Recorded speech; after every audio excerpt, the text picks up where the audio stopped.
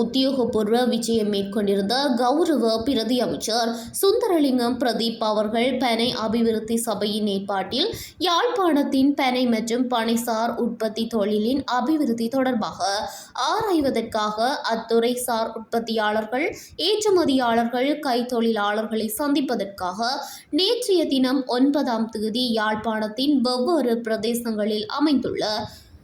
பனை கூட்டுறவு சங்கங்களின் காரியாலயங்கள், கைத்தொழில் நிலையங்களுக்கு நேரில் சென்று உற்பத்தியாளர்கள் மற்றும் கைத்தொழிலில் ஈடுபட்டிருப்போரின் கருத்துக்களை கேட்டறிந்ததுடன் இத்துறையினை மென்மேலும் விருத்தி செய்ய மேற்கொள்ளக்கூடிய நடவடிக்கைகள் தொடர்பாக பனை அபிவிருத்தி சபையின் தலைவர் அவர்களுக்கு தேவையான